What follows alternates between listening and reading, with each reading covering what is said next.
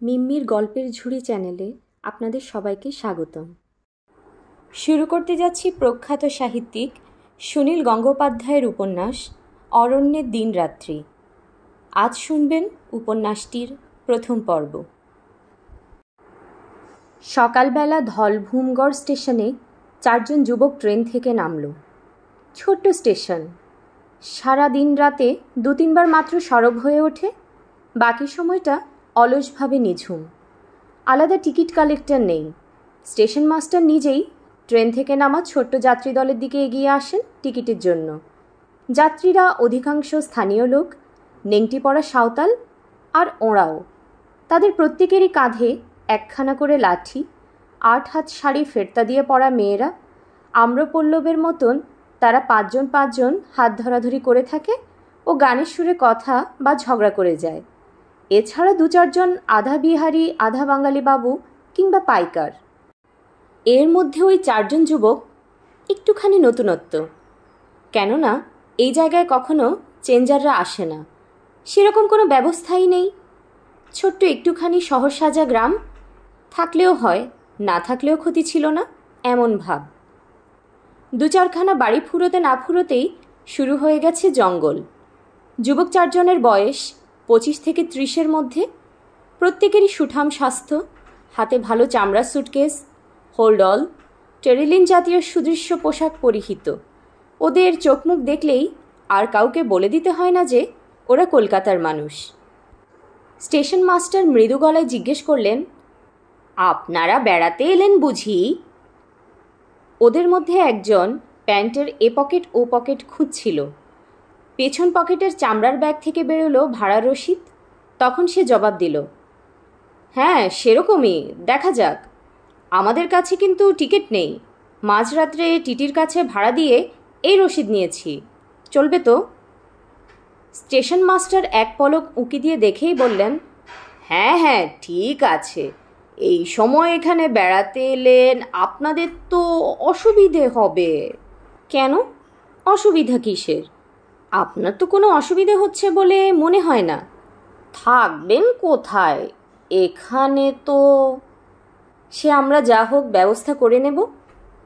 ওদের মধ্যে আরেকজন বলল, কেন, এখানে একটা বাংলো আছে না? তাই শুনেই তো এলাম। তা আছে, যদি জায়গা পান দেখুন, তাছাড়া খাবার দাবারেরও অসুবিধে হবে। আপনি যদি খাবার দাবার পান তাহলে আমরা পাবো না কেন? কিছু পাওয়া যায় না স্যার এখানে। জঙ্গলিদের জায়গা, মাছ নেই, দুধ নেই, মাংস সপ্তাহে 2-1 দিন। আপনারা একটু আনন্দ করতে এসেছেন। ওদের মধ্যে যার সবচেয়ে দীর্ঘ চেহারা, মাথার চুল কোঁকড়ানো, প্যান্টের পেছন পকেটে হাত, সে হাহা করে হেসে উঠল। বলল, কি করে বুঝলেন আমরা আনন্দ করতে এসেছি? কলকাতায় কি আনন্দ কম? আরেকজন এগিয়ে এলো, আপাতত আমরা অন্তত একটা আনন্দ পেতে চাই। এখানে চায়ের ব্যবস্থা আছে কোথাও? স্টেশন মাস্টার বিমর্ষভাবে বললেন, স্টেশনে কিছু নেই, এ লাইনটাই এরকম। একটু এগিয়ে কলকাতার মতন রেস্টুরেন্ট অবশ্য পাবেন না, তবে বাজারের মধ্যে 2-1টা চায়ের দোকান। বাজার কত দূর? কাছেই, এই তো। প্ল্যাটফর্ম পেরিয়ে ওরা ওভারব্রিজে উঠল। নরম সকালের হাওয়া আলগাভাবে খেলা করে গেল ওদের চোখে, মুখে, চুলে। ছানার জলের মতো আলো চারিদিকে। ওভারব্রিজের উপর দাঁড়িয়ে ওরা চারপাশটা একবার তাকিয়ে দেখল। ডান দিকে যতদূর দেখা যায় ঢেউ খেলানো মাঠ ও ছোট ছোট টিলা। বহু দূরে আবছা একটা পাহাড়। বাঁ দিকে জঙ্গল শুরু হয়েছে, জঙ্গল কেটে চলে গেছে রেল লাইন। এইমাত্র ছেড়ে যাওয়া ট্রেনটা এখনও স্পষ্টভাবে দেখা যায়। নতুন জায়গায় ঢোকার আগে ওরা যেন ওভারব্রিজের ওপর দাঁড়িয়ে সমগ্র পরিস্থিতি বিবেচনা করে দেখছে। সামনেই বাজার, গোটা 30 পাকা বাড়ি একটু দূরে দূরে ছড়ানো, তারপর এক পাশে মাঠ, এক পাশে জঙ্গল। ওরা ঘুরে ঘুরে পূব, পশ্চিম, উত্তর, দক্ষিণ চারদিকেই দেখল। আর বিশেষ কোনো বৈচিত্র্য নেই। একজন বলল, ধলভূমগড় নাম যখন, তখন একটু দুর্গ টুর্গ তো থাকা উচিত। কোথায়? দেখতে তো পাচ্ছি না। জঙ্গলের মধ্যে ভাঙাচোরা কোথাও পড়ে আছে হয়তো। মাথার ওপরের আকাশ গভীর সমুদ্রের মতো নীল। এক ছিটে মেঘ নেই। ওদের মধ্যে একজনের হাতে একটা পাকানো খবরের কাগজ ছিল। সে সেটা ওপর থেকে ছুঁড়ে ফেলে দিয়ে বলল, বিদায়। তার পাশের জন বলল, এই সঞ্জয়, কাগজটা ফেললি কেন? ধুত, খবরের কাগজের সঙ্গে আর সম্পর্ক রাখতে চাই না। ফেরার সময় জুতো মুড়ে নিয়ে যাওয়ার জন্য কাজে লাগতো। তখন দেখা যাবে। দে সিগারেট দে। খবরের কাগজটা হাওয়ায় দুলতে দুলতে নিচে লাইনের উপর গিয়ে পড়ে ছড়িয়ে গেল। কি একটা কাপড় না সিগারেট কোম্পানির আধ পাতা জোড়া বিজ্ঞাপনের ছবিতে স্যুটটাই পরা একজন লোভী লোকের হাত একটি সালোয়ার কামিজ পরা খুকির শরীর দোলাচ্ছে। ওভারব্রিজের রেলিং ধরে ঝুঁকে সেদিকে তাকিয়ে একজন বলল, সঞ্জয়, ওই ছবির ওপর ঠিক টিপ করে থুতু ফেলতে পারবি? ছেলেটার মুখে না মেয়েটার মুখে? তুই ছেলেটার, আমি মেয়েটার। হাওয়ায় থুতু উড়ে যাচ্ছে, সোজা নিচে পড়ছে না। বিজ্ঞাপনের ছবি অম্লানি রইল। বিরক্ত হয়ে একজন জ্বলন্ত সিগারেটটা ছুঁড়ে মারল। সেটাও কাগজের উপর দিয়ে গড়িয়ে নিচে চলে গেল কোথায়। সবচেয়ে লম্বা যুবকটি বলল, এই কি ছেলে মানুষই করছিস? তাড়াতাড়ি চল, চা না খেয়ে থাকতে পারছি না। ওভারব্রিজ পেরিয়ে একটু দূরেই একটা বড় চাতাল। একটা বট গাছের নিচে সিমেন্ট দিয়ে বাঁধানো অনেকখানি বেদি। সেখানে 10-12টা আদিবাসী মেয়ে ঝুড়ি নিয়ে বসে আছে। তার ওপাশে কয়েকটা ছোট দোকান, ছোটোখাটো বাজারের মতন। বাজারটা যেন কোনো প্রাণ নেই, মানুষের ভিড়ে জমজমাট নয়। পটল ওজন করছে একটা লোক, কিন্তু কীরকম অলস তার ভঙ্গি। 2টো দিচ্ছে, 3টে কমাচ্ছে, ওজন আর ঠিকই হয় না। তার সামনে দাঁড়ানো খদ্দেরটিরও যেন কোনো তাড়া নেই। সিনেমার মতো গভীর মনোযোগে দেখছে পটল মাপা। একপাশে ডাই করা কতকগুলো কুমড়োর চূড়ার ওপর চুপটি করে বসে আছে একটা ঘেয় কুকুর। মেয়েগুলো শুধু বসেছে আলাদা, এদের থেকে দূরে, পরিষ্কার উঁচু চাতালে। প্রত্যেকের কাঁখালে একটি করে ঝুড়ি। ঝুড়িতে করে কী বেচতে এসেছে তা এত দূর থেকে দেখা যায় না, কিন্তু ওদের সামনে কোনো খদ্দের দাঁড়িয়ে নেই। সঞ্জয় বলল, অসীম, দেখ তো ওদের কাছে ডিম আছে নাকি? তাহলে কয়েকটা ডিম কিনে নে, চায়ের সঙ্গে খেতে হবে তো। অসীমও আরেকজন এগিয়ে গিয়ে জিজ্ঞেস করল, কিরে, তোদের কাছে ডিম আছে? আন্ডা? পা ঝুলিয়ে বসা মেয়েগুলো ওর গায়ে ঠেলা দিয়ে মুখ টিপে হাসল। কেউ বা গ্রীবা সামান্য বেঁকিয়ে বাঁ দিকের কাঁধে মুখ গুজল। কেউ কোনো উত্তর দিল না। আন্ডা মিলেগা, আন্ডা হ্যাঁ তোমরা পাস। মেয়েগুলো পূর্ববৎ তরঙ্গের মতন সবাই হাসিতে দুলল, পরস্পর গা ঠেলাঠেলি করল। ওদের মধ্যে 2-1জন জলে ঘটি ডোবানোর মতন গুপগুপ করে হাসল, কিন্তু উত্তর দিল না। তখন পর্যন্ত ওরা ওই মেয়েগুলো সম্পর্কে কোনোই ধারণা করে নেয়নি। নতুন জায়গায় এসে হালকা চোখে তাকাচ্ছে এদিক ওদিক, কোনো ব্যস্ততা নেই। বাজারে ঢোকার আগে এক কোণে বসা এই মেয়েগুলিকে দেখে চোখে পড়ল বলেই যেন কিছু জিনিস কেনার কথা মনে পড়েছে। জিনিসপত্র তো কিছু কিনতেই হবে, আর কিনতে হলে ময়লা ধুতি জড়ানো রুক্ষ দড়িওয়ালা দোকানের বদলে এই হাসিখুশি সমুদ মেয়েগুলোর কাছ থেকেই কিছু কেনার কথা স্বাভাবিকভাবেই ওদের মনে আসে।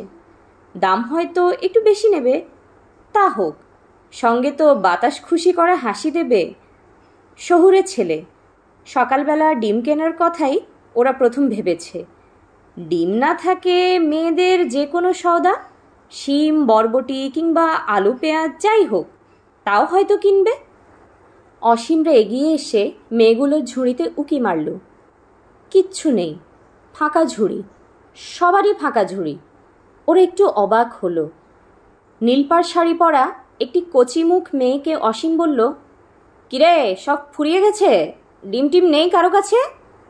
মেয়েটি ঝংকারময় গলায় বলল, ডিম নেই তো দেখতেই পাচ্ছিস। কিছু নেই তো এখানে বসে আছিস কেন? বসে আছি, হাওয়া খেতে মন লয়, তুহার তাতে কি? অসীম বলল, আরে এইটুকু লঙ্কার ঝাল তো কম নয়, দেখছি ঝগড়া করতে চাইছে। কি দোষ করলাম বাপু?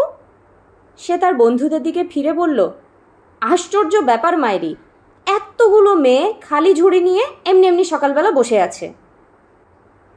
আশপাশে 2-4 লোক কৌতূহলী হয়ে ওদের দেখছিল টেরা চোখে। একটা হলুদ গেঞ্জি পরা ছোকরা ওদের দিকে ঘন হয়ে এসে শুনছিল ওদের কথা। সে বলল, ও মেয়েগুলো সব জন খাটে বাবু, ডিম বেচে না। জন খাটে মানে? রাজমিস্ত্রির কাজে যোগান দেয়, ইট বয়। তা এখানে বসে আছে কেন?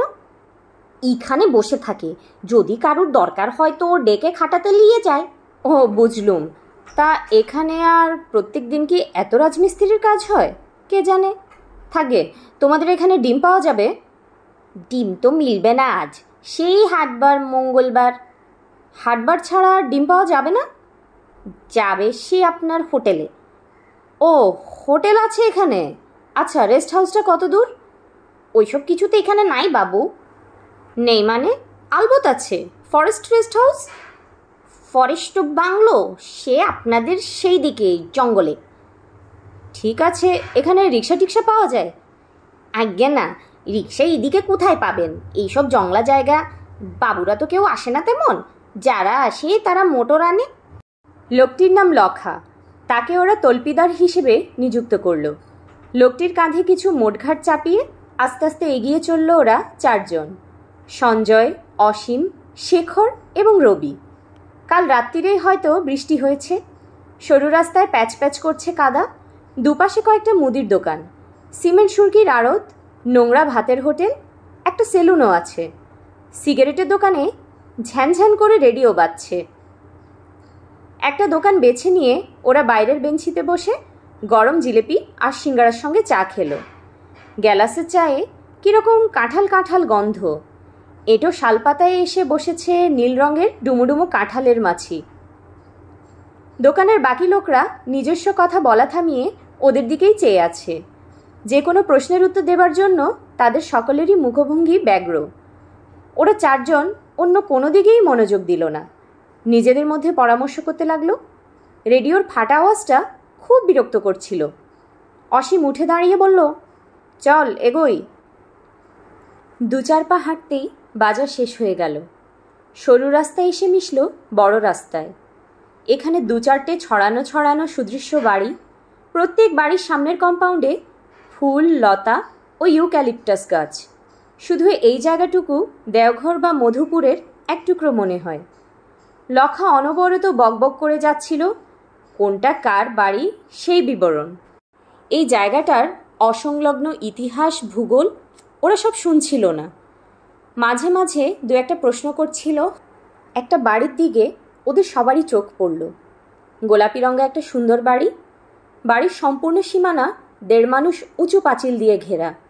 তার ওপর ভাঙা কাঁচ ও কাঁটাতার বসিয়ে সুরক্ষিত। এক অংশে সবল লোহার গেট। গেটের পাশে একটা পুরনো মরিস গাড়ি। একজন চাকর সেটা ধুচ্ছে।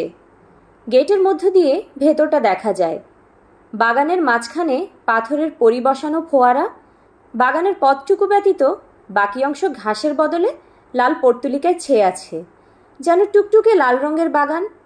এক পাশে নেট খাটিয়ে 2টি মেয়ে ব্যাডমিন্টন খেলছে। পালক দেওয়া কর্কের বদলে ওরা খেলছে রেশমের বল দিয়ে। মেয়ে 2টি খেলছে আর ঝলমল করে হাসছে। বারান্দায় ইজি চেয়ারে এক প্রৌঢ় খবরের কাগজ নিয়ে ঝুঁকে বসা। ওরা 4 জন গেটের পাশ দিয়ে যেতে যেতে 2-1 পলক মাত্র এই দৃশ্য দেখল। পরস্পর চোখাচোখি করল। রবি বলল, এখানে এক টুকরো বালিগঞ্জ আছে দেখছি, তবে যে শুনেছিল এখানে জঙ্গল আর আদিবাসীরা ছাড়া কিছু নেই। সঞ্জয় বলল, বড় লোকেরা কোথায় না আছে, তারা সারা দেশে ছড়িয়ে আছে। শেখর একটু চিন্তিতভাবে বলল, ওদের মধ্যে একটা মেয়েকে কী রকম যেন চেনা চেনা মনে হলো। রবি সঙ্গে সঙ্গে খোঁচা মারল, ভাজে গুল মারিস না, দুনিয়ার সব মেয়েই তোর চেনা। নতুন জায়গায় পা দিতে না দিতেই তোর চেনা মেয়ে। হ্যাঁ হ্যাঁ, সত্যি বলছি, খুব চেনা না হলেও মনে হলো আগে কোথাও দেখেছি। আমার তো সব মেয়েকেই দেখে মনে হয় আগে দেখেছি, এ জন্মে না হোক গত জন্মে। সে কথা বাদ দে। তা নয়, সত্যি মনে করতে পারছি না অবশ্য। রবি বলল, চল ফিরে যাই, ভালো করে দেখে আসি তোর চেনা কি না। তোর চেনা হলে আমারও চেনা হতে পারে। তখন ওরা বাড়ির গেটটা থেকে বেশ কয়েক গজ দূরে চলে এসেছে। শেখর বলল, যা, তা হয় নাকি? ফিরে গিয়ে গেটের সামনে দাঁড়িয়ে প্যাট প্যাট করে তাকাবো, যদি সত্যিই চেনা না হয়।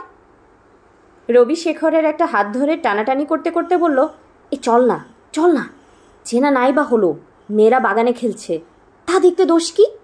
শেখর হাত ছাড়িয়ে নিয়ে বলল, যা।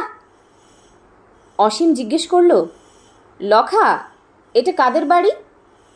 ইটা তো ত্রিপাঠী সাহেবের বাড়ি, খুব ভারী ব্যবসা উঁয়াদের। কলকাতায় আপনাদের হাওড়া পাড়া আছে যে, সেখানে উঁয়াদের।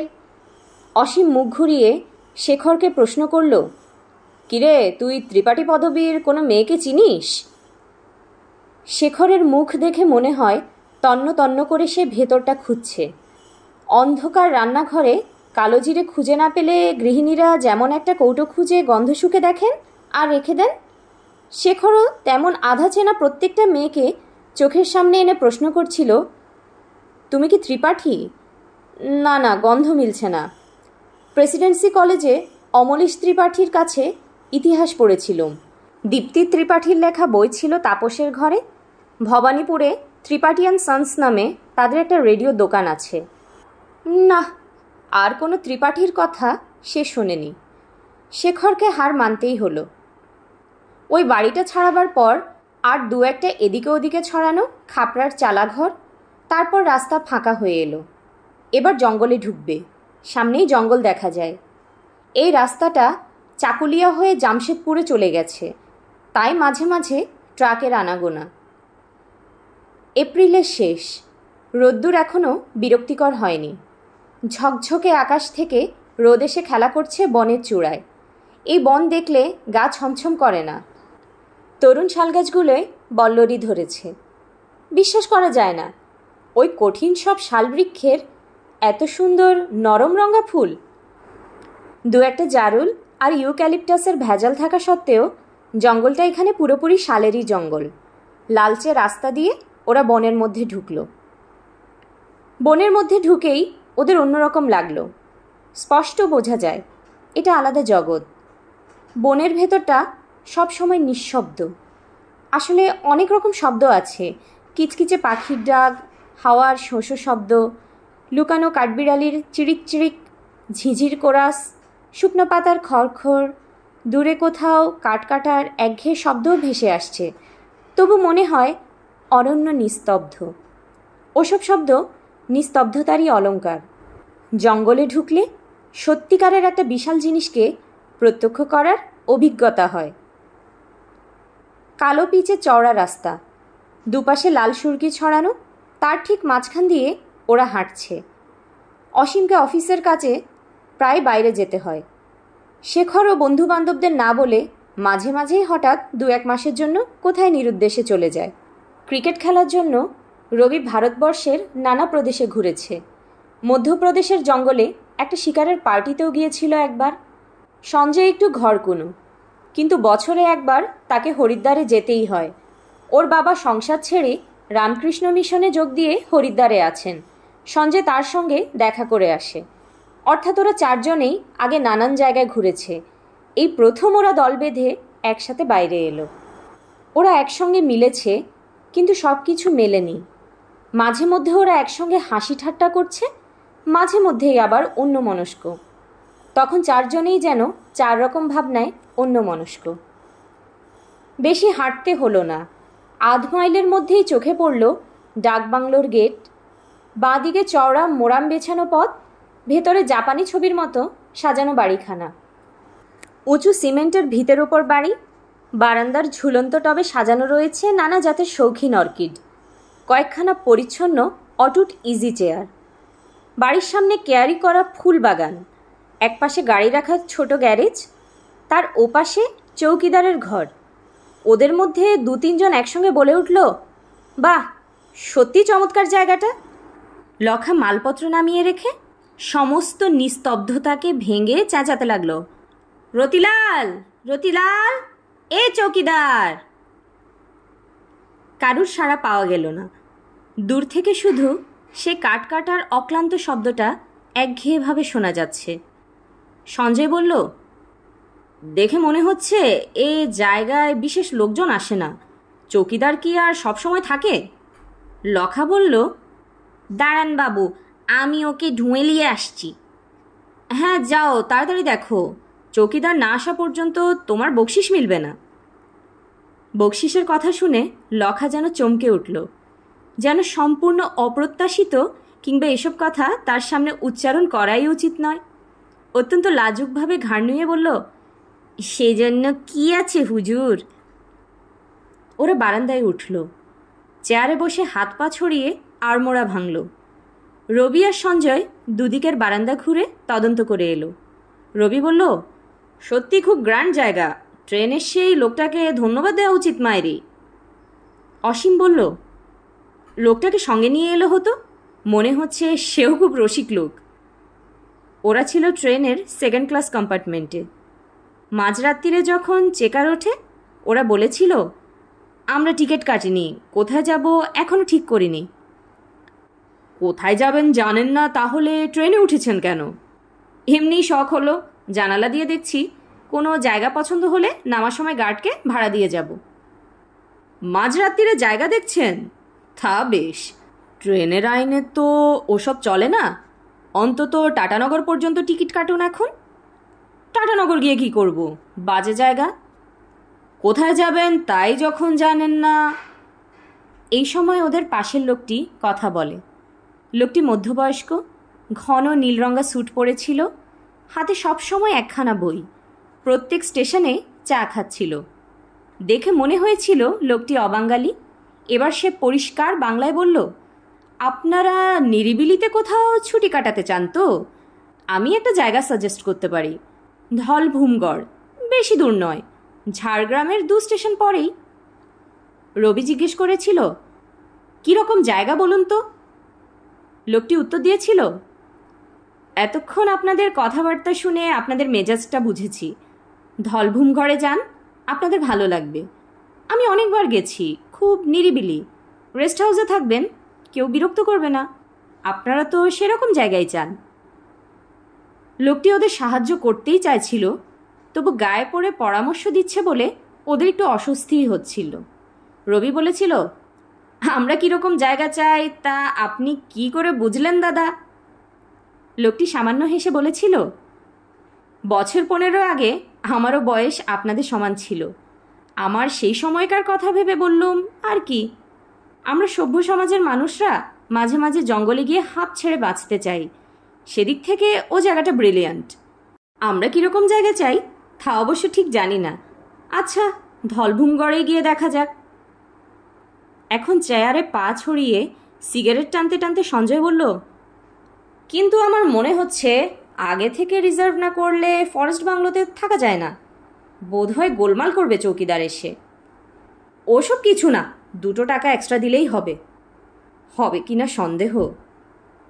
দূরে দেখা গেল একটা লোককে সঙ্গে নিয়ে লখা ফিরছে। শেখর বলল, সকলের একসঙ্গে কথা বলার দরকার নেই। রবি, তুই চৌকিদারকে ট্যাকেল কর। রবির সুজোড়া নতুন, হাঁটলে গস গস শব্দ হয়। ফর্সা মুখে ওর ঘন কালো জোড়া ভুরু বেশ একটা ব্যক্তিত্ব এনে দিয়েছে।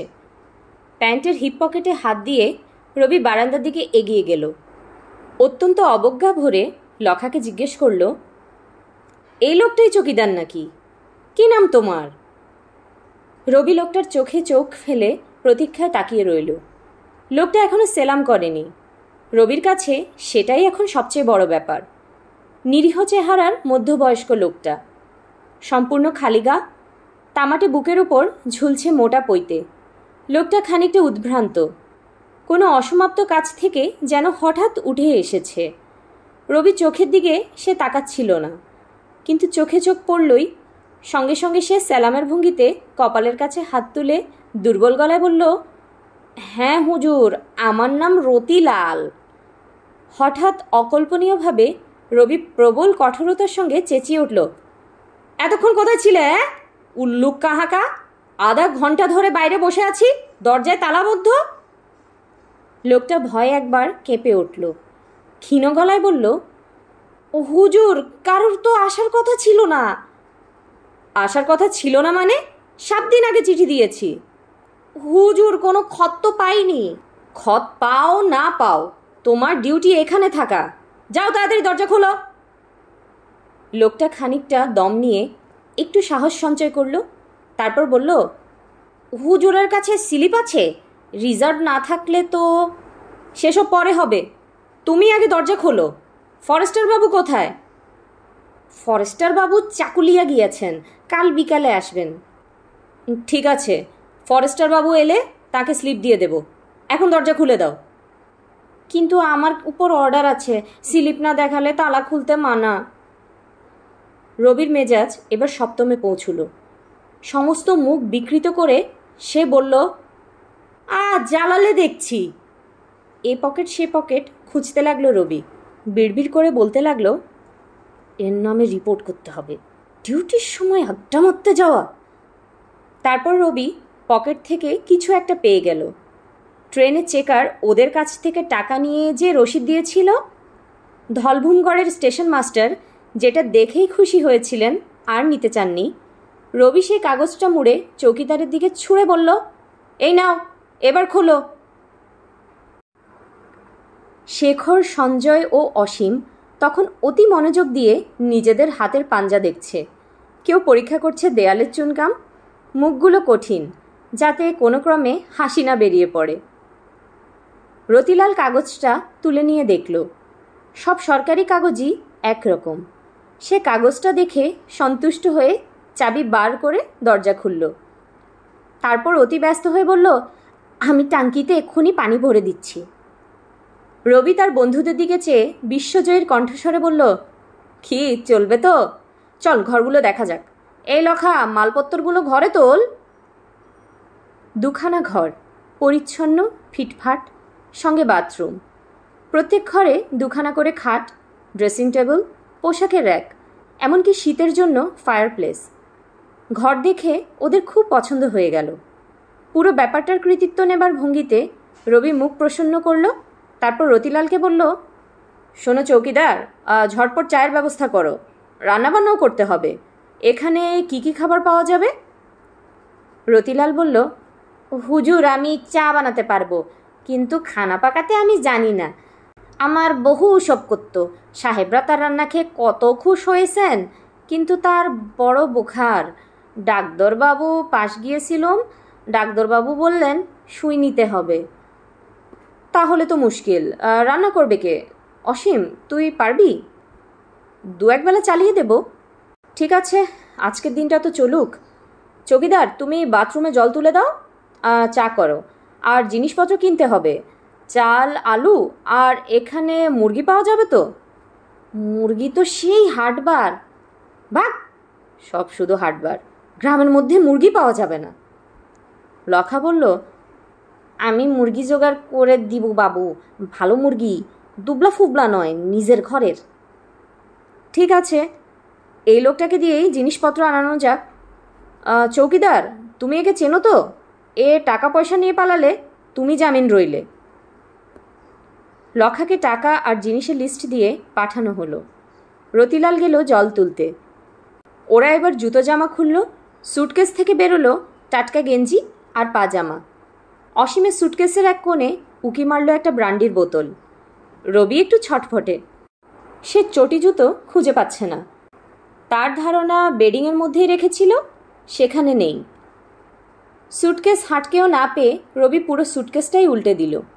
চটি জুতো আনতে সে ভুলেই গেছে, কিন্তু তার জিনিসপত্রের মধ্যে সবার চোখ পড়ল একটা খাপশুদ্ধ বড় ছোরা।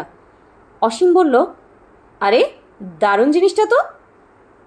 অসীম সেটা তুলে নিয়ে খাপ থেকে ছোরাটা বার করল। খাঁটি স্টিলের 9 ইঞ্চি ফলা, ঝকঝক করছে। জিজ্ঞেস করল, এটা এনেছিস কেন? রবি বলল, রেখেছি সঙ্গে, যদি কাজে লাগে। অসীম বলল, এত বড় ছোড়া সঙ্গে থাকলেই কাজে লাগাতে ইচ্ছে করে, ডেঞ্জারাস। রবি তাকে তাড়া দিয়ে বলল, নে নে যা, চট করে আগে স্নান করে নে, আবার রান্নার ব্যবস্থা করতে হবে। টুথব্রাশ, টুথপেস্ট, তোয়ালে নিয়ে দুজন ঢুকলো বাথরুমে। শেখরই শুধু পুরো পোশাকে অলসভাবে বসে রইল চেয়ারে, জুতোও খোলেনি। একটু একটু পা দোলাচ্ছে, ওদের কথার দিকে মন নেই। এক মনে সিগারেট টানতে লাগলো, একটা হাত তার মাথার চুল নিয়ে খেলা করছে। রবি বলল, কিরে শেখর, তুই জামা কাপড় ছাড়লি না? দাঁড়া, এই সিগারেটটা শেষ করে নি। মুখখানা এমন উদাস কেন? ও বাড়ির সেই মেয়েদের কথা ভাবছিস বুঝি? কোন বাড়ির? ওই যে আসার সময় দেখলুম ত্রিপাঠীদের বাড়ির সুন্দরীরা, তোর চেনা চেনা। যা, ও কথা ভুলেই গিয়েছিলাম। তাহলে এমন চুপচাপ? বাহ, চুপচাপ নিরিবিলিতে খাটানোর জন্যই তো এখানে এলাম। দাঁড়া না, নিরিবিলি বার করছি, একেবারে নরক গুলজার করে তুলব। জঙ্গল, অথচ ঠিক জঙ্গলের মতন নয়। যতদূর দেখা যায় ঘন গাছের সারি, কোথাও কোথাও ঘন পাতার আড়ালে নিবিড় ছায়া। কিন্তু যে জঙ্গলে হিংস্র জন্তু জানোয়ার নেই, সেটাকে তো অরণ্য না বলে বাগান বললেও চলে। লখাকে সঙ্গে নিয়ে বিকালে ওরা বেড়াতে বেরিয়েছিল। লখার মুখেই শুনল, না, বাঘটাগের কোনো ভয় এখানে নেই। মাঝে মাঝে দু একটা নেকড়ের দেখা পাওয়া যায়, সেও খুব কম। বছর তিনেক আগে নাকি একজোড়া ভাল্লুকের দেখা পাওয়া গিয়েছিল, কিন্তু ইদানিং তাদের আর সন্ধান নেই। রাত্রিরেও এই জঙ্গল দিয়ে অনেকে চলাফেরা করে, হাতে একটা লাঠি থাকলেই যথেষ্ট। কিছু কিছু শালগাছ বেশ কচি, মনে হয় সরকারি অ্যাফরেস্টেশন প্ল্যানে বছর কয়েক আগে লাগানো। নবীন যুবার মতন তাদের ছিপছিপে দেহ। মোট কথা, বনটা বেশ ঝকঝকে পরিষ্কার। ঝুপসি ডালপালা কিংবা লতা ঝোপের বিশেষ বাধা নেই, খুব সহজভাবেই হাঁটা যায়। প্রথম প্রথম জঙ্গল সম্বন্ধে ওরা চারজন নানা রকম কৌতূহল জানাচ্ছিল। একটু পরে সেসব নিবৃত্ত হলে অরণ্যের আচ্ছন্নতা ওদের অধিকার করল। ওরা চুপচাপ হাঁটতে লাগলো। শুকনো পাতায় ওদের ভারী পায়ের আওয়াজ শুধু। সরু সরু পায়ে চলা পথ পেরিয়ে পেরিয়ে ওরা এলো বড় রাস্তায়। জঙ্গল কেটে সেই রাস্তা বেরিয়ে গেছে, চওড়া ফাঁকা রাস্তা। তার এক প্রান্তে খুব আড়ম্বর ও জাঁকজমকের সঙ্গে সূর্যাস্ত হচ্ছে। পাতলা পাতলা মেঘ ফাটিয়ে সূর্য ছড়াচ্ছে তার রাশি রাশি গাঢ় লাল রং। গাছের চূড়ায় সেগুলো পৌঁছাতে পৌঁছাতে হয়ে যাবে সোনালি। খুব একটা শেষ রঙের খেলা চলছে। এ ধরনের জমকালো সূর্যাস্ত তো আজকাল মানুষ সচরাচর দেখে না, এসব এখন শুধু দেখা যায় সিনেমায়। সুতরাং ওদের পশ্চিমী সিনেমার কথাই মনে পড়ল। রবি বলল, মনে আছে গার্ডেন অফ ইভলে বার্ট ল্যাঙ্কাস্টার? অসীম বলল, ভাগ, ও বইতে বার্ট ল্যাঙ্কাস্টার ছিল না, গ্যারি কুপার আর রিচার্ড উইডমার্ক, আর সেই পাছা দোলানো মেয়েটা যেন কে ছিল? সিনেমার খবর সঞ্জয়ই বেশি রাখে। সে হেসে জানালো, মেয়েটা ছিল আভা গার্ডনার, বুক আর পাছা একসঙ্গে দোলায়। কিন্তু গ্যারি কুপার ছিল না, গ্রেগরি পেক। রবি বলল, ছবি তুললে অনেক কিছুই ভালো দেখায়। এখানে এই সানসেটটা ছবি তুললে হলিউডের ওইসব সিনের থেকে কিছু এমন খারাপ হতো না। ক্যামেরা আনলেই হতো। শেখর, শুধু শুধু বারণ করলি। শেখর বলল, না না, ও সব দামি জিনিস সঙ্গে নিয়ে এরকমভাবে বেড়াতে বেরোনো যায় না, সবসময় ভয় থাকে। এই বুঝি হারালো, সঙ্গে ওসব না থাকলে কিছু হারাভারও ভয় থাকে না। একটা বেশ প্রশস্ত সিমেন্টের কালভার্ট, ওরা বসলো তার উপর। লখা একটু দূরে দাঁড়িয়ে রইল। আস্তে আস্তে আলো কমে এলে প্রথমে জঙ্গলের মধ্যে অন্ধকার নামলো, তারপর রাস্তার উপরেও পড়ল কালো ছায়া। শেখর সিগারেটটা ছুঁড়ে ফেলল, বলল, এখন কি করা যায় বলতো?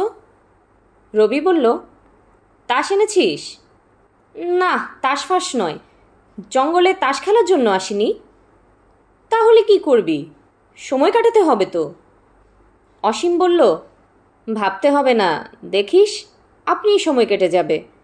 আমি তো ঠিক করেছি যে কদিন এখানে থাকবো, জঙ্গল থেকে বেরোবো না, শহর ছেড়ে এখানেই কাটাবো। তাছাড়া ওই তো নোংরা শহর, ওখানে গিয়েই বা লাভ কি? শেখর নিচু হয়ে দুটো পাথরের টুকরো কুড়িয়ে নিল, একটা শূন্যের সামনে ছুড়িয়ে দিয়ে বলল, আমিও তাই ভাবছি। দ্বিতীয় পাথরটা পড়ল ডান দিকের জঙ্গলে। হঠাৎ সেখানে কাঁচ ভাঙার ঝনঝন শব্দ হলো। ওরা চমকে সবাই ঘুরে তাকালো। টর্চ ছিল রবির হাতে। সেই দিকে আলো ফেলল। দেখা গেল জঙ্গলের মধ্যে কয়েকটা নির্জন বাড়ির আভাস। পায়ে পায়ে সেদিকে এগিয়ে গেল। কয়েকটা ভাঙাচুরো বাড়ি, কোনোটারই দরজা জানালা নেই। ভেতরে আবর্জনা, ভাঙা কাঁচ, ছেঁড়া বিছানা, সাপের খোলস। দেখলেই বোঝা যায় এককালে মিলিটারির আস্তানা ছিল। লখাও সেই কথা জানালো। তার মনে আছে ছোটবেলায় এখানে গোড়া সাহেবরা থাকত। তার মা সেসব সাহেবদের গল্প এখনও বলে। কি দরাজ দিল ছিল সাহেবদের। সাহেবরা চলে যাবার পর বাড়িগুলো এমনিই পড়ে আছে। দু একটা ঘর একটু পরিষ্কার, মনে হয় কিছুদিনের মধ্যেও লোক ছিল এখানে। অরণ্যে কে কোন প্রয়োজনে ভাঙা বাড়ি ব্যবহার করে কেউ জানে না। বাড়িগুলো দেখে খুশি হয়ে শেখর বলল, বাহ, আমরা তো এখানেও থাকতে পারতুম। ডাকবাংলোয় জায়গা না পেলেও এমন কিছু অসুবিধে হতো না। যা, ছাদ ভাঙ্গা, তাতে কি হয়েছে? এখন মার্চ মাসে বৃষ্টিও পড়বে না, শীতও কমে গেছে। যাক, বাড়িটা দেখা রইল, পরে কাজে লাগতে পারে। অমন চমৎকার বাংলো পেয়ে গেছি, এটা আর কি কাজে লাগবে? অসীম বলল। দেখা যাক, একটা বন্দুক আনলে হতো, পাখিটাকি মারা যেত। অসীম, তোদের তো রাইফেল ছিল একটা, আনলি না কেন? কোথায় রাইফেল? গত যুদ্ধের সময় বাবা তো হুজুকে পড়ে ওটা ডিফেন্স ফান্ডে দান করে দিলেন। মাত্র দুদিনের জন্যে। অসীমের গলায় আফসোস ফুটে উঠল। কেননা যুদ্ধের হুজুকে বেহালায় অসীমদের পাড়ায় তখন মুখ্যমন্ত্রী ডিফেন্স ফান্ডের জন্য মিটিং করছিলেন। তখন পাড়ার গণ্যমান্য ব্যক্তি হিসেবে অসীমের বাবা উপস্থিত ছিলেন এবং 5 জনের কথা শুনে ঝোঁকের মাথায় তিনি নিজের বন্দুকটাই দান করে ফেললেন। বন্দুকের বাটে ওর বাবার নাম খোদাই করা। সেই 10 বছরের পুরনো রাইফেল কোন যুদ্ধে কাজে লাগবে কে জানে। অসীমরা সবাই আপত্তি করেছিল, কিন্তু ওর বাবা শোনেননি। মুখ্যমন্ত্রীর কাঁধ বেঁকানো হাসি ও জনতার হাততালির লোভ সামলাতে পারেননি এবং তার ঠিক 2 দিন পরে অসীমের বাবা বাথরুমে পা পিছলে পড়ে যান এবং সেই রাত্রেই শেষ নিঃশ্বাস ফেলেন। পিতার মৃত্যুর জন্য দুঃখিত অসীমের আফসোস শুনলে স্পষ্ট বোঝা যায় সে মরলেনই যখন বাবা, আর 2 দিন আগে মরলেই রাইফেলটা বাঁচত। শেখর বলল, রাইফেল আনলেও আমি স্বীকার করতে দিতুম না, পাখি মারা আমি 2 চোখে দেখতে পারি না। রবি হেসে উঠল। সকলের দিকে তাকিয়ে বলল, একটা জিনিস লক্ষ্য করেছিস শেখর কীরকম নিজে নিজে লিডার হয়ে গেছে? সব কিছু ওর ইচ্ছে অনিচ্ছে অনুযায়ী চলবে। ভাগ। শেখর বলল, না, লিডার কেউ নয়, কিন্তু একটা জিনিস মানতে হবে, কোনো একটা জিনিস আমাদের একজনের খারাপ লাগলে বাকিদের সেটা করা চলবে না, না হলে সব মাটি হয়ে যাবে। তা হয় না, বরং এটা ঠিক কর, কেউ কারোর কাজে বাধা দেবে না। আমি কখন কি করব তার কোনো ঠিক নাই। বাইরে এসেছিস একটু প্রাণ খুলে হাসি খুশি করতে। শেখর এবার যথার্থ দলপতির মতনই ভারী গলায় বলল, রবি, আজ বাংলোয় ফিরেই তোর ছুরিটা আমাকে দিয়ে দিবি। কেন? আমার দরকার আছে। অনেকক্ষণ থেকেই একটা মৃদু গন্ধ আসছিল। আর কিছুক্ষণ পথ পেরিয়ে এসে এবার কিছু লোকের কথার আওয়াজ ও 2-1 বিন্দু আলো দেখা গেল। আর একটু এগিয়ে চোখে পড়ল নিম গাছের তলায় কয়েকটি চালা ঘর। এখানে জঙ্গল ফাঁকা। ঝাঁপতোলা এক দোকানে আলুর দম আর ছোলা সিদ্ধ বিক্রি হচ্ছে। পাশের দোকানটির সরু রকে মাটিতে বহু মেয়ে পুরুষ বসে আছে, হাতে লাল রঙের বোতল ও পাতার ঠোঙ্গা। জায়গাটার নির্ভুল চেহারা। তবু অসীম জিজ্ঞেস করল, লখা, এখানে কি হচ্ছে? ওসব ছোট লোকের জায়গা বাবু, মহুল খাচ্ছে সব। মহুয়া? তাই গন্ধটা পাচ্ছিলুম। শেখর, একটু চেখে দেখবি নাকি? নিশ্চয়ই। রবি সব কিছু জানে। সে বলল, জানতুম এখানে মহুয়া পাওয়া যাবেই। এইসব ট্রাইবাল পকেটে মহুয়া ছাড়া। পুরো দলটির ব্যবস্থাপনার দায়িত্ব যেন তারই। রবি এগিয়ে গেল এবং দেখে আশ্চর্য হলো জঙ্গলের মধ্যে দোকান কিন্তু পুরোদস্তুর লাইসেন্সড। সামনে সরকারি বিজ্ঞপ্তি টাঙানো, তাতে বিভিন্ন বোতলের দাম ও দোকান খোলা বন্ধের সময় জানানো। কাউন্টারে দাঁড়িয়ে রবি দরাজ গম্ভীর গলায় 1 নম্বরের 2 বোতলের অর্ডার দিল। লোকজনরা ওদের দেখে কিছুটা তটস্থ হয়ে উঠেছে। সারা জায়গাটা জুড়ে একটা স্পষ্ট গুঞ্জন ছিল, সেটা থেমে গেল। অনেকগুলো চোখ এসে পড়ল ওদের উপরে। একসঙ্গে একরকম 4 জন বাবুকে এখানে কখনো দেখতে পাওয়া যায় না। ভদ্রলোকদের কাছে এসব জিনিস অস্পৃশ্য। 2-1 জন খেলেও চাকরকে দিয়ে কিনতে পাঠায়, কিন্তু এরা একেবারে সশরীরে। একটা বুড়ো সাঁওতাল মাতলামি করছিল। সে পর্যন্ত মাতলামি থামিয়ে ঘোলাটে চোখ মেলে তাকিয়ে রইল। মেয়েরা অনেকে পিছন ফিরে বসল। একটি যুবতী মেয়ে তার অচৈতন্য মরদকে টেনে তোলার চেষ্টা করছিল। সে শুধু ফচকে গলায় বলে উঠল, চল মুংরা, পুলিশ আ গেল, আভি তুহারকে পাকড়লে যাই। রক থেকে কয়েকজন নেমে গিয়ে ওদের জায়গা করে দিয়েছিল।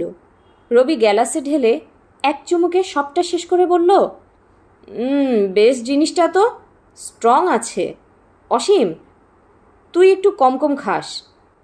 অসীম বলল, আমার এসবে কিছু হয় না। কিন্তু অসীমের গেলাস ধরার কায়দা দেখেই বোঝা যায় সে জিনিসটাকে সন্দেহের চোখে দেখছে। চায়ে চুমুক দেবার মতন আস্তে আস্তে চুমুক দিচ্ছে। কষা স্বাদে মুখ একটুখানি বিকৃত হয়ে এলেও বন্ধুবান্ধবের সামনে প্রকাশ করতে চাইছে না। রবি তো সব জানে, অসীমকে উপদেশ দেবারও অধিকার তার আছে। বলল, মহুয়া জিনিসটা দেখতে এরকম সাদা জলের মতন, কিন্তু হঠাৎ কিক করবে, জিনের বাবা। শেখর চারিদিকে চেয়ে লোকগুলোকে দেখছে। সবাই তখনও ঝিঁক চোখে তাকিয়ে আছে ওদের দিকে। কেউ কথা বলছে না। শুধু সেই মাতাল মেয়েটা সব কিছু অগ্রাহ্য করা গলায় তীক্ষ্ণভাবে বলতে লাগলো, এ মুংরা, পুলিশ আবি তুহারকে পাকড়লে যাই, এ মুংরা। রবি এক পলক তাকিয়ে দেখল ওদের দিকে, তারপর গলা চড়িয়ে মেয়েটাকে বলল, ওকে একা কেন, তোদের 2 জনকেই ধরে নিয়ে যাব। মেয়েটা খিলখিল করে হাসতে হাসতে বলল, যাবি তো চল না, আমি নাচ দেখাবো। আর সালে থানায় গিয়ে সারা রাত নাচ দেখাইছি, বড়বাবু 5 রুপিয়া দিল। সঞ্জয় বলল, একটা জিনিস দেখেছিস, এরা বাংলা হিন্দি দুটোই বেশ জানে, বাংলা তো সব বুঝতেই পারে। রবি বলল, এসব সিংভূম জেলার জায়গা তো আগে বাংলাদেশেই ছিল, আগে তো এখানে বাংলাই বলতো। মেয়েটির নেশা প্রচুর। নিজের মরদের জ্ঞান ফেরাবার চেষ্টা ছেড়ে সে দুলতে দুলতে ওদের কাছে এগিয়ে এসে বলল, এ বাবু, আমাকে একটু খাওয়াবে, এইটুকুনি, আধ পোয়া। রবি প্রচণ্ড ধমকে উঠল, ভাগ, যা এখান থেকে। 2-3টে মাতাল নিজেদের মধ্যে বলাবলি করল, হ্যাঁ, গলার জোর আছে, পুলিশই বটে মনে লয়।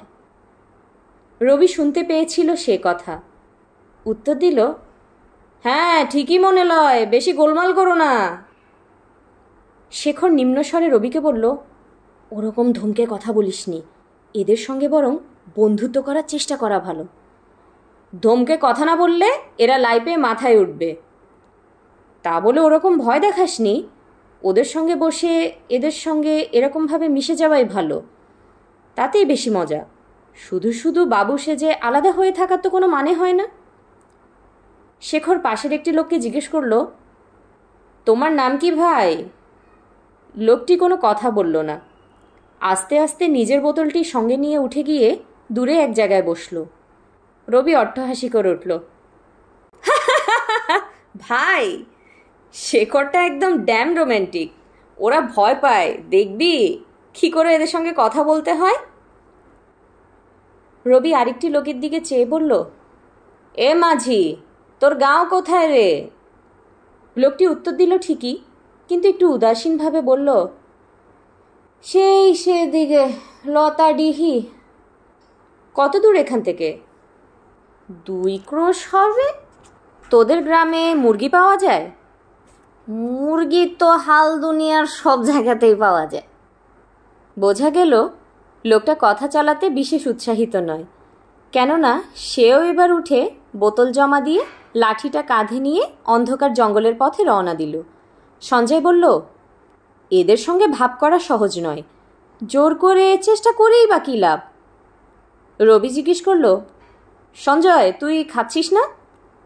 না, আমার নেশা করতে ভয় করে। ঠিক আছে, আমাদের বেশি নেশা হয়ে গেলে কিন্তু তুই দেখবি। লক্ষা এবার লজ্জিত বিনীতভাবে জানালো, আমাকে একটু দিন বাবু। রবি কিছু বলার আগেই শেখর বলল, হ্যাঁ হ্যাঁ, ওকে একটু দাও। অনিচ্ছা সত্ত্বেও রবির হাতের বোতল থেকে লক্ষাকে পাতার ঠোঙ্গায় ঢেলে দিল। তারপর ইংরেজিতে বলল, যাক, তবু শেখর এদের মধ্যে একজন অন্তত বন্ধু পেয়েছে। কিন্তু লক্ষা, তুই দুপুরবেলা মুরগির বড় বেশি দাম নিয়েছিস। বেশি চিটিং করার চেষ্টা করলে কিন্তু তোর ঠ্যাং ভাঙব। ভেবেছিস কলকাতার বাবু? মাল চেনোনি এখনও? রবির কাছ থেকে আকস্মিক বকুনি খেয়ে লক্ষা হতচকিত হয়ে যায়, কিন্তু বাবুর হাতে মদের গ্লাস থাকলে সেই সময় তর্ক করতে নেই, এ কথা সে ভালোভাবেই জানে। তাই কোনো উত্তর না দিয়ে সে অপরাধীর মতো মাথা নিচু করল। রবিরই প্রথম নেশা হয়। তার তেজি শক্তিমান শরীরটা ছটফট করে। সে উঠে দল ছেড়ে ঘুরে বেড়ায়, একে ওকে বকুনি দেয়, দোকানের মালিককে তার লাভ লোকসান বিষয়ে প্রশ্ন করে। শেখর বেশি কথা বলে না, চুপ করে বসে থাকে। জঙ্গলের মাথায় দল বেঁধে অন্ধকার নামা দেখে। তার মনে পড়ে গতকাল এই সময় সে অফিস থেকে বাড়ি ফিরছে। জিনিসপত্র গোছানোর সময় সে টের পেয়েছিল তার ছাড়া শার্টের পকেটে একটা চিঠি ছিল। বাড়ির লোক সে চিঠি সমেতই শার্টটা কাচতে পাঠিয়ে দিয়েছে। অত্যন্ত প্রয়োজনীয় চিঠি, তাই নিয়ে রাগারাগি মাকে সে বলেছিল। হঠাৎ শেখরের খেয়াল হলো এখানে এই কদিন সে কলকাতার কথা একবারও মনে করবে না ঠিক করেছে। 7:30টায় দোকান বন্ধ। আস্তে আস্তে ভিড় ফাঁকা হয়ে এলো। সেই মেয়েটা ওর কাছে মদ ভিকে চেয়ে তাড়া খাচ্ছিল। শেষ পর্যন্ত সে একটা অদ্ভুত কাণ্ড করল। সে নিজে নেশায় টলছিল, কিন্তু একটু পরই সে তার অজ্ঞান মরদকে কাঁধে নিয়ে অবলীলাক্রমে বনের অন্ধকারে মিশে গেল। সঞ্জয় অল্প হেসে বলল, এদের সঙ্গে সাহেবদের খুব মিল কিন্তু। অসীম বলল, হ্যাঁ, এরা বেশিরভাগই খ্রিস্টান। না, সেজন্য নয়, দেখছিস না সাহেবদের মতোই মেয়েদের কোনো আব্রু নেই। মেয়ে পুরুষে একসঙ্গে বসে মদ খাচ্ছে। সামান্য ছোটোখাটো উৎসব হলেই এরা মেয়ে পুরুষে হাত ধরে নাচানাচি করে।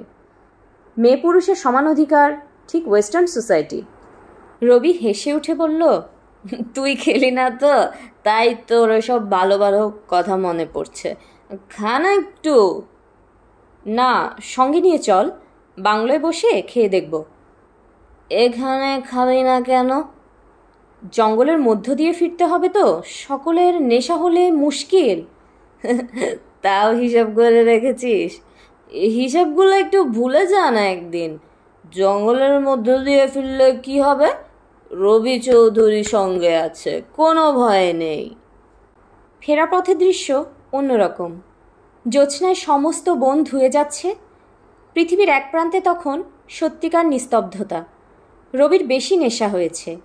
সে স্তব্ধতাকে টুকরো টুকরো করে ভেঙে ইংরেজি গান গাইছে দীর্ঘ গলায়। হঠাৎ গান থামিয়ে উৎফুল্লভাবে দাবি জানালো, আয় সঞ্জয়, তোতে আমাতে নাচি। দেখবি? নাচবো, দেখবি? ফাঁকা রাস্তায় অসীম খানিকটা ছুটে এগিয়ে গেল, তারপর ওদের দিকে ফিরে টুইস্ট নাচতে লাগলো। সেই জ্যোৎস্নায় দুপাশে নীরব বৃক্ষ দর্শক। চওড়া রাস্তায় অসীমের আবছা মূর্তিটা খানিকটা অলৌকিক দেখাতে লাগলো। রবি ওর নাচে সুর দিচ্ছে। শেখর হাততালি দিয়ে তাল দিতে দিতে বলল, আহ, খুব ভালো লাগছে রে। তুই ঠিক বলেছিস অসীম, এই জঙ্গল থেকে আর বাইরে যাব না। এখানে যে কদিন আছি জঙ্গলে থাকবো আর মহুয়া খাবো। শুনছিলেন প্রখ্যাত সাহিত্যিক সুনীল গঙ্গোপাধ্যায়ের উপন্যাস অরণ্যের দিনরাত্রি। শেষ হলো উপন্যাসটির প্রথম পর্ব। পরবর্তী পর্বগুলো শোনার জন্য কাইন্ডলি চ্যানেলটি সাবস্ক্রাইব করবেন এবং গল্প পাঠ ভালো লাগলে লাইক এবং শেয়ার দিয়ে পাশে থাকবেন। ধন্যবাদ।